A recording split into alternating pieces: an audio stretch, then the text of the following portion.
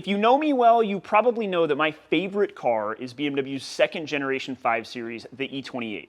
It is by pretty much every measure a boring family sedan, but if you're asking me, it reigns supreme, of course, ignoring all of the unattainable crazy cars we're never actually going to be able to afford. And I want to tell you why, because as this channel grows, I'm looking for the opportunity to do more of what I've always done with StanceWorks, which is tell cool stories and share cool cars, things that matter to me. So I figured, why not start out with one that I hold near and dear?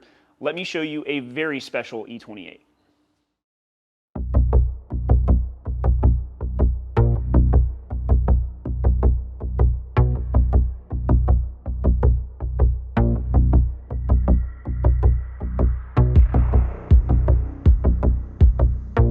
For as long as I've known Jeremy Whittle, there has been at least one E28 in the picture.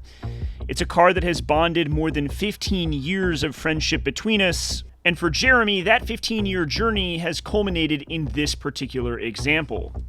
Now, there's a lot that makes this car absolutely spectacular, including what lurks under the hood, but before I'm able to fully articulate why I love this car so much, I think it's important to take a step back and show you guys exactly what makes the E28 itself special.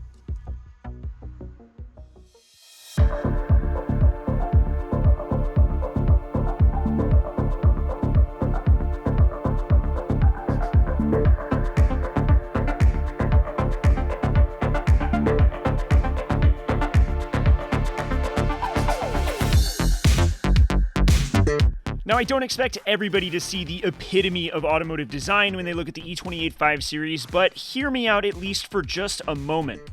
The E28 was born not long after BMW began using the term the ultimate driving machine, and honestly, I think they got it right.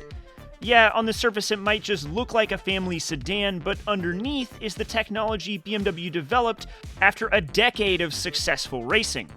In fact, the E28 was BMW's first ever Group A touring car, and in 1982, the only year it was raced, it won the European Touring Car Championship. It's that good. But to discuss why I think the E28 is so great, we've got to go all the way back to 1975, 6 years before the E28 made its debut. Rumor has it that BMW only had one computer to the entire company, and it was used specifically for payroll and parts logistics. But BMW's chief designer begged that he have access to this machine, and the result was BMW's first car developed using digital technology. The computer performed the calculations needed to develop the new engine and chassis. And similarly, the E28 is one of BMW's first cars to employ computers to control electronic fuel injection. All of this, of course, is a reflection of what they were accomplishing in Formula One at the time, which, to be clear, still stands as the most powerful Formula One car ever made. But I digress. If you're asking me, the E28 represents the perfect confluence between technology and the analog driving experience. Technology helps move this car forward to make it better without inhibiting any part of it. It offers a driving experience that is purely analog in feel, but it uses technology to boost it along and bring it into the 21st century, if only just. But just so we're clear, I'm not making this up. The legendary Chris Harris himself owns an E28 M5, and he too admits it's one of his favorites. When it was first built in 1984, the E28 M5 was the fastest sedan ever made, thanks to the fact that it had a 286 horsepower inline-six under the hood. I've driven a lot of cars at this point, but none of them come close to the experience that the E28 M5 delivers, including the E30 M3, and I mean it. But I guess I do need to get my biases out of the way. To date, I've owned 13 of these silly sedans, most of them being total shitbox economy cars that I bought for somewhere around $1,000. But I have had a few that I tried to take to their fullest potential, including my 1982 Group A Tribute build. And eventually, I will have a real M5 to call my own. In factory trim, the E28 might not be the most impressive looking car, but I do think it's one of the most elegant that BMW has ever designed. I think it's truly gorgeous in the most understated way. But okay, you get it. I've done enough talking. You understand why I love these E28s. So let's get back to Jeremy.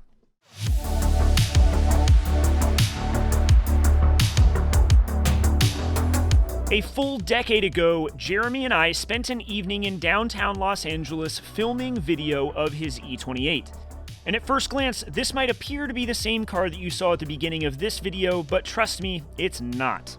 This car was very far from perfect. But while it wasn't without its flaws, this car did offer Jeremy the opportunity to see through a vision, what he felt was the perfect E28, at least from an aesthetic standpoint.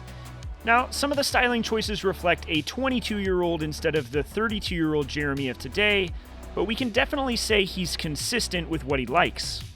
Eventually, he did move on from this E28, and he followed this project up with a number of others, including a certain well-known E38 7 Series that also fits his style to a T. But just like I've been preaching, the call of the E28 was too strong for Jeremy to ignore. Perhaps it's one of the reasons why we're such good friends. And that, of course, brings us to his E28 of today.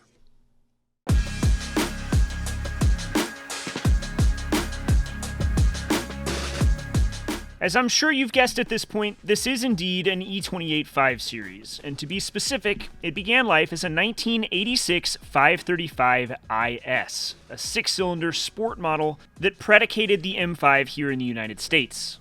In factory form, I'd argue that this is an incredible car, but Jeremy's is far from factory. The biggest giveaway to that, of course, are the sounds that you heard in the intro, but if you missed them, here are the sounds of that V8 once again. Under the hood of this car is the same M60 V8 that was under the hood of his previous 7 Series. This bumps horsepower another 20 or 30 over the M5 and adds a ton of torque. Not to mention the fact that this car sounds absolutely incredible.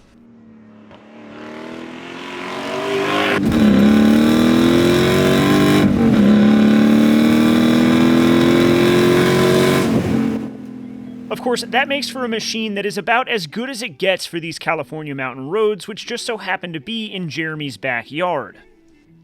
If we turn our attention to the inside of the car, you'll find that the interior has been completely reupholstered with a distressed peanut butter leather.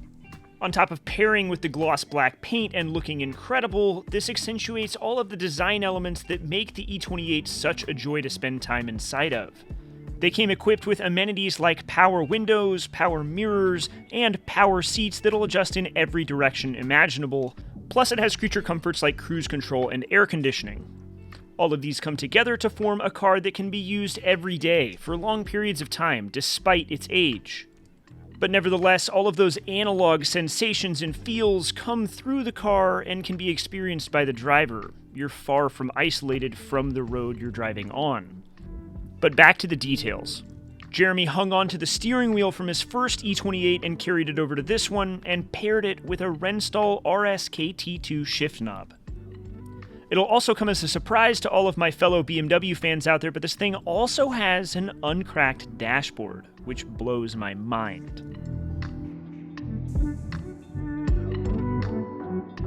On the exterior of the car, there's a beautiful set of BBS E50 wheels measuring out to 17 by 10 on all four corners, a huge increase over the original 16 by 7.5s that came on the M5. While the wheel choice definitely defines the overall style of the build, there is another detail that makes it stand out from its US counterparts. If we take a look at a factory US domestic market E28, you'll notice those big 5-mile-per-hour impact bumpers that stick out from both ends of the car. They stand stark in contrast to the European bumpers that have been mounted to Jeremy's E28. The Euro bumpers hug the body nice and tight and are significantly sleeker in their overall aesthetic. As a whole, it's very clear this is the way BMW intended for the car to look, but North America kinda got screwed over by pesky safety regulations. It'd be easy to carry on about the details of this E28 for hours on end, at least I know I could. Everything from the beautiful deep black paint, to the rear window louvers, to the Euro headlight conversion, to the E12 chrome mirrors, so on and so forth. This car is thorough front to back. But Jeremy has always been that particular with each and every build he's undertaken, so this one comes as no surprise. All of those previous builds and all of their details have brought him to this point with this car, and all of the hard work shows. And now, with a better understanding of what Jeremy and I love about these E28s, maybe you'll be a bigger fan of them now too.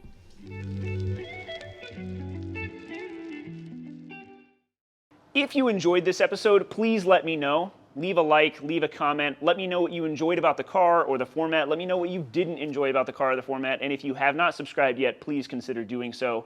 All of this is to let me know I should put effort into making more episodes like this one, because it's not what I normally do, but I do enjoy doing it. But with all that said, thank you as always for the support if you made it this far. I hope it was enjoyable. I've been working hard on the Model A all week long.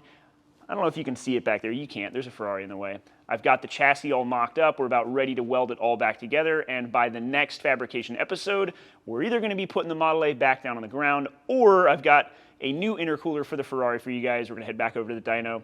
Got lots of sticks in the fire, irons in the fire, whatever the phrase is. I don't know. I didn't script this outro. We're going to stop here. All right, bye.